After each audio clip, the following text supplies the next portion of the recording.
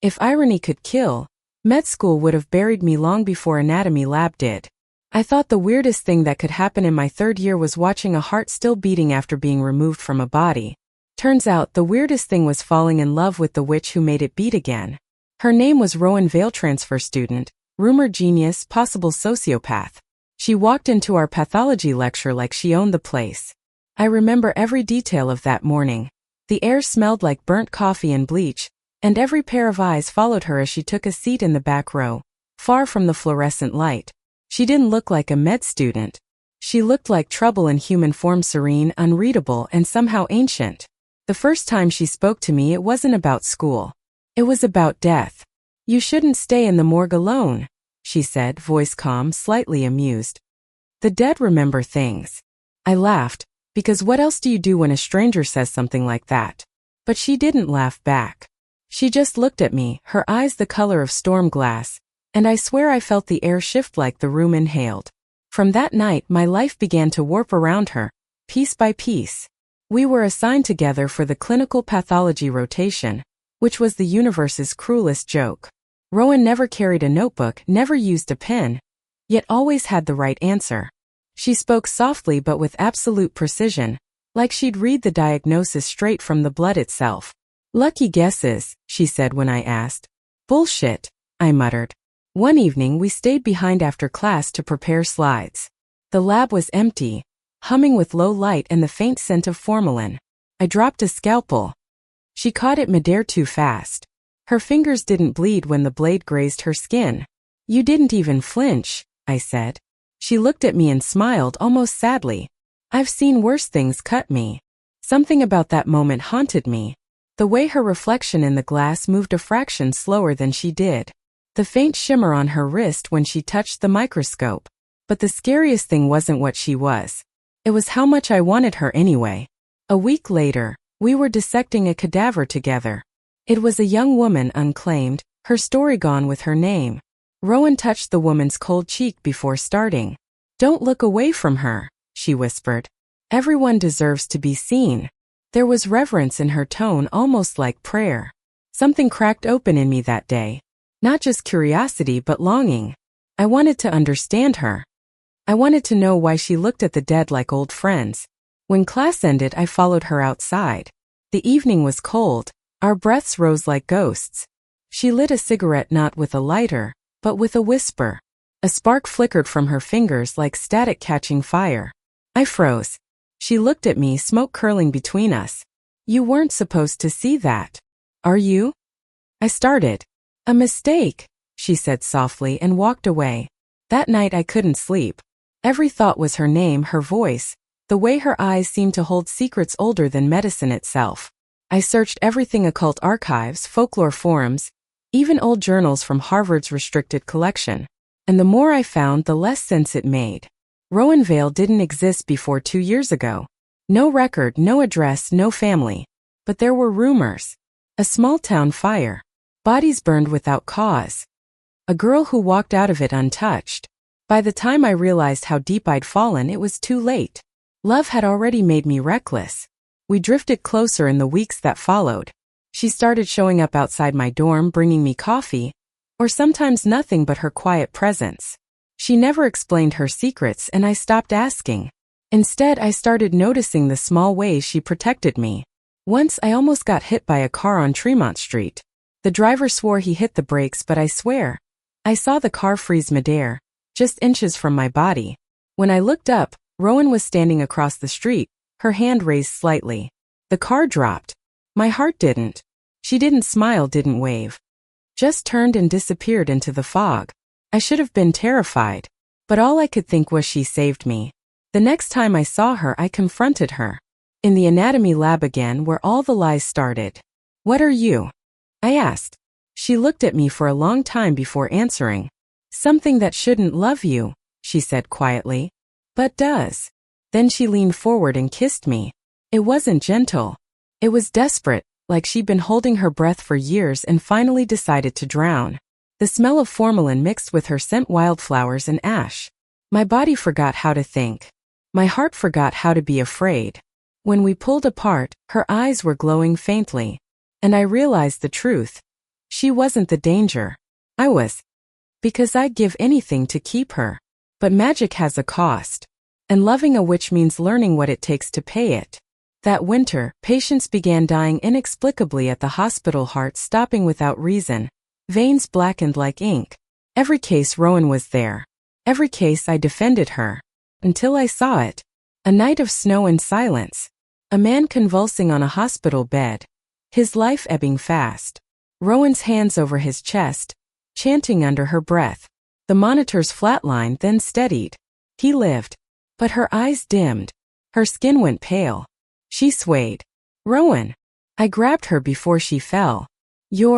I'm giving what they lost, she murmured weakly. A heartbeat for a heartbeat.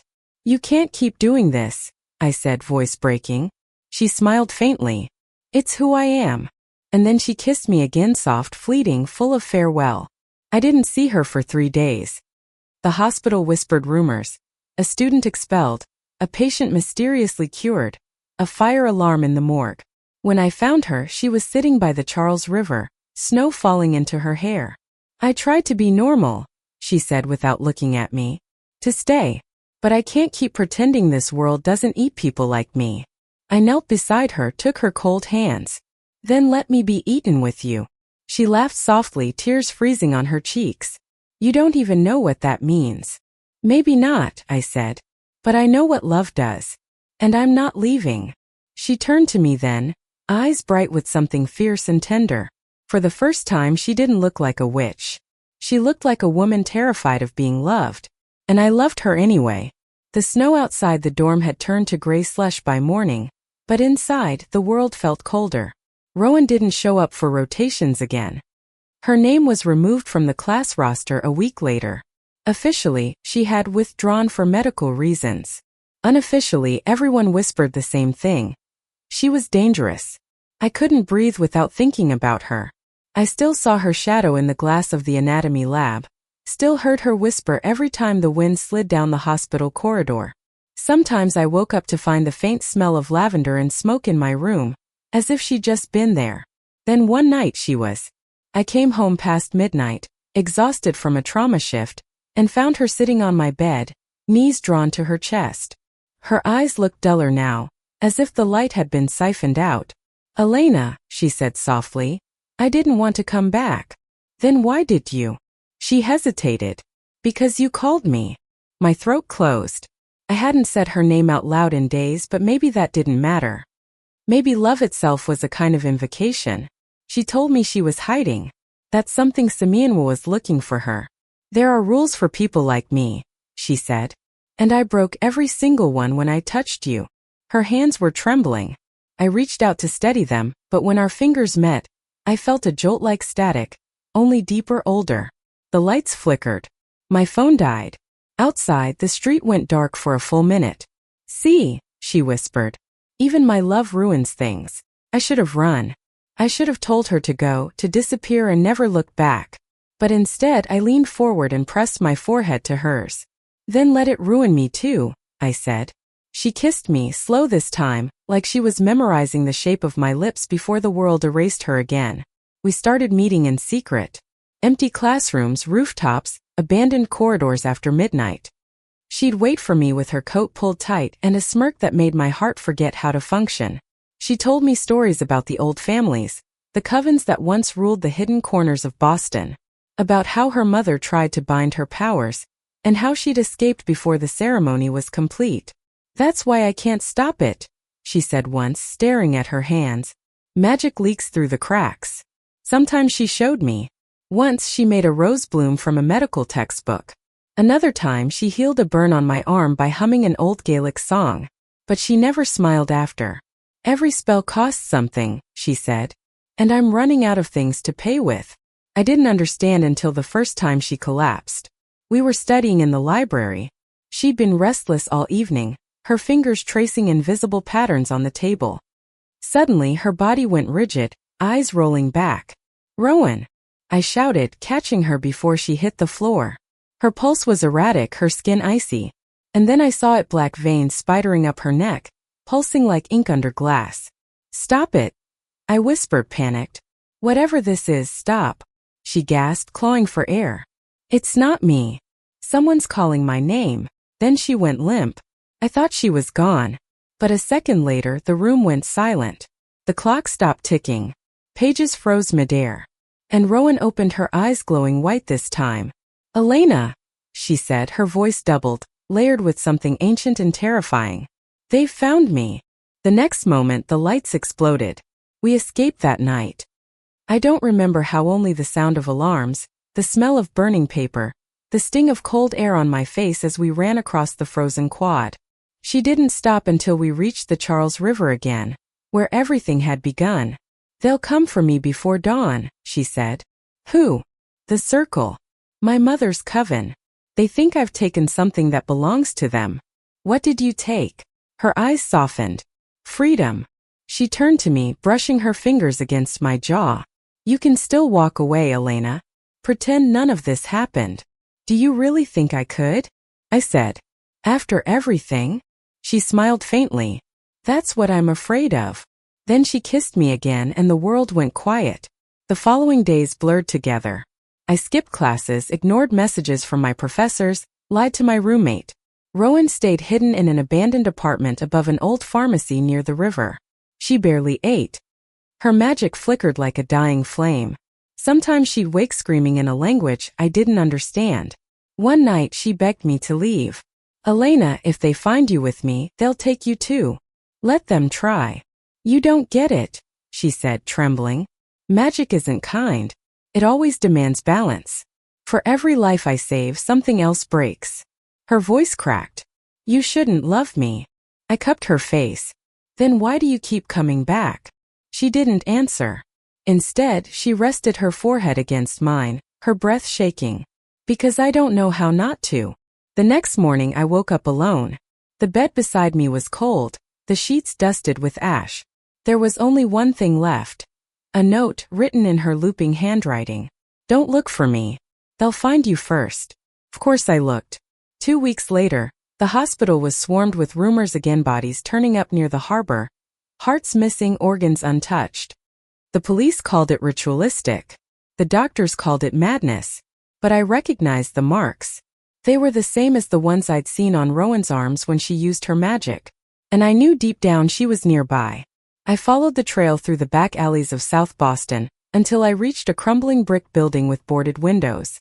The moment I stepped inside, the air turned heavy, thick with smoke, incense, and something metallic. At the center of the room stood a circle drawn in salt and blood. Rowan was inside it. She looked thinner, paler, like she'd been hollowed out. Her lips moved in a steady chant. Candles floated around her, burning blue. Rowan! She flinched, eyes snapping open. Elena? No, you can't be here. What are you doing? Trying to end it. Before I could move, the circle pulsed. Energy shot through the air, rattling the windows. I could feel it crawling under my skin. Rowan, stop. I can't, she whispered. They're inside me now. The only way to keep you safe is to burn them out. Her body convulsed, the air thickening with a scream that wasn't hers. I lunged forward, but the barrier between us crackled, throwing me back. Please, I begged. Let me help. Her eyes met mine, full of fear and love. You already have. Then the circle collapsed. I woke up hours later in the ruins of that building. Smoke curled from the floor. The salt ring was gone. Rowan was gone. For a long time I thought she'd died. But I couldn't feel grief the way people should. It was too alive, too sharp, like she was still tethered somewhere inside me. And maybe she was. Months passed. I finished med school somehow.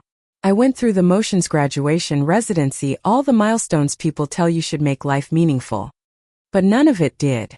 Every time I walked past a patient's bed and saw a flicker of light on the monitor, I thought of her. Sometimes, when I placed my hand over a failing heart, I felt a spark, a tiny pulse that didn't come from science. And I'd hear her voice whispering, "Everyone deserves to be seen." It happened again during my first year as a resident. A little girl came in after a drowning accident. She was gone when we pulled her from the ambulance. Flatline. The team was about to call time of death. But something inside me refused to let go. I pressed my palms against her chest and whispered the same words Rowan once murmured to the dying. Words I didn't even know I remembered. A hum filled the air. The monitor flickered. Then beep. She lived. And on the inside of my wrist, faint and glowing like embers, appeared a small sigil, same one Rowan bore when she saved lives. I couldn't breathe. Because in that moment I knew. She hadn't died that night. She'd given me what was left of her. A year later I saw her again. It was raining in Boston, hard, relentless, the kind that turns the city into watercolor. I was leaving the hospital when I caught a reflection in a puddle. A woman standing across the street, coat soaked, hair silver under the streetlight. My heart stopped. I turned and there she was. Rowan. She looked older, softer somehow, her magic no longer wild but quiet, controlled. The faint scar of the old sigil glowed on her throat. Elena, she said, voice trembling. You shouldn't see me. Too late, I said, stepping forward. You carry part of me now. You'll live longer, heal faster. It wasn't meant for this world. Neither were you, I whispered. For a long moment neither of us moved. The rain fell harder. The city vanished into gray. And then slowly, carefully she reached out her hand. Walk with me, she asked. And I did. We walked along the river just like before, our shoulders brushing, our hands occasionally touching but never quite holding. Does this mean you're staying? I asked. Rowan smiled faintly. For now. Will you disappear again? Her eyes softened. Not unless you tell me to. I shook my head, tears mixing with the rain. Then don't. She laughed quietly, a sound like light returning after a storm. And when she finally took my hand, it was warm. Human. That night, as we stood by the water's edge, she looked up at the city lights reflected in the waves and said, You know, when I was little I thought love was a curse. That it burned everything it touched. Maybe it does, I said. But sometimes it leaves light behind. She turned to me then, her expression soft and unguarded. And for the first time since med school, I saw her not as a witch, not as a secret, but as someone simply trying to be loved in a world that didn't know what to do with her. So I kissed her under the rain, under the weight of everything we'd lost and found. And when she kissed me back, the world finally felt alive again. For months after that night by the river, life became almost ordinary. Rowan moved into a small brownstone near Beacon Hill, under a false name, working at a herbal clinic that treated people who couldn't afford the hospital. I visited her after shifts, pretending I was just another tired doctor coming for tea, not the woman hopelessly in love with someone who shouldn't exist. We built a rhythm out of stolen hours and whispered mornings. Coffee on her fire escape at sunrise. Midnight walks through the common, hand in hand, our breath misting in the air. No magic, no ghosts. Just two women pretending the world was kind enough to let them have this. But peace never lasts, not for witches, and not for people who love them. It began with the birds. They fell from the sky one morning, hundreds of them, lifeless on the cobblestone outside her shop. No wounds, no poison. Just gone. Rowan froze when she saw them. They found me again, she whispered. I'd hoped she was wrong. But that night, the candles in her apartment lit themselves. The air grew cold. And in the reflection of her mirror, another woman appeared. Older. Pale as bone. As like winter. Rowan Vale, the reflection said. You were warned. Rowan's hand trembled as she faced the glass. Mother. The word cut through me like ice. Her mother's voice filled the room, though her lips didn't move. You traded your soul to save mortals. You spilled sacred power on dying flesh. You broke the circle. I saved a life, Rowan said. More than one. You upset the balance, the reflection hissed. Every life you gave back takes from the order we built. Rowan shook her head. Maybe your order was wrong. Her mother's eyes flicked toward me. And this one? The doctor. Rowan stepped in front of me instinctively. She's not yours to threaten. A pause. A smile cruel and knowing. No. But she is yours to lose. The mirror shattered. And the light went out. When it returned, Rowan was on her knees, blood running from her nose. Her veins pulsed black again like that night in the library. I grabbed her shoulders, panicked. Rowan, what did she do? She marked me, she gasped. A curse to call me home. Home. The Coven Hall. Salem. That word carried centuries of ghosts. We didn't sleep that night. I tried to make her stay, to run again, to hide anywhere but there. But Rowan just shook her head. If I don't go, she'll drag me through every mirror in this city until nothing's left of me. I have to end it, Elena. Then I'm coming with you. Her eyes flashed, both terrified and tender. You'd follow me into hell, wouldn't you? Anywhere. She smiled, a broken, beautiful thing. Then hold on tight. Salem was colder than I remembered. The streets were empty, the sea wind biting through our coats. Rowan led me down a path behind an old church, into the ruins of a building half swallowed by vines. This is where it started, she said softly. The Coven Hall wasn't a temple or a sanctuary. It was a wound in the earth, a circular chamber, walls carved with runes that pulsed faintly in the dark. The air smelled like rain and rusted blood. As soon as we stepped inside, the ground trembled. Shadows formed, dozens of women in dark cloaks, faces hidden, eyes glowing silver. At their center stood her mother. Rowan Vale, she said again, her voice echoing. You returned to surrender? I returned to end this, Rowan said. Her mother's lips curved. You've grown arrogant. Love has made you foolish. No, Rowan said. Love made me human. And then for the first time she took my hand in front of them all. The chamber erupted in whispers. You dare bring a mortal here? Her mother spat. She's not just a mortal, Rowan said. She's my balance. The only reason I still know who I am. Her mother raised a hand. Power shimmered like lightning. Then she'll fall with you. The bolt hit before I could move. Rowan threw herself between us. The light tore through her. The air filled with the smell of burning ozone and something heartbreakingly sweet. Rowan! I screamed, catching her as she fell. She was shaking, blood staining her lips. Elena! Don't cry. Not yet. I could feel her pulse fading. Desperation surged through me. You can't die here. You can't, and then I felt it. A spark inside me, small but alive, the same one she'd left the night she disappeared. Her gift. I pressed my hands over her chest. You said magic takes balance. Then take mine. Take everything. Elena, no? Please. I whispered the same words she once said over the dying. The air thickened, humming. My vision blurred. Pain lanced through me, sharp and endless. The Coven screamed as light burst from us, both white, blinding, unstoppable. The ground split. The runes shattered. Her mother's voice turned to a howl before vanishing into silence. And then there was nothing. When I woke, I was lying on wet grass outside the ruins. The sky was pale gray. The air smelled of rain and salt. Rowan was beside me, breathing shallowly but alive. Her eyes fluttered open. You did it. We did it, I said, brushing her hair from her face. She's gone. Rowan's gaze softened. You gave her what she wanted. Balance. A life for a life. I frowned. What do you mean? Her hand touched my chest. Right where my heartbeat should have been fast, but it wasn't. It was slow, distant. You shared your soul with me, she whispered. Now we're bound. Then I'm not losing you again, I said. She smiled faintly. Not in this lifetime. We stayed like that until the sun rose over the sea.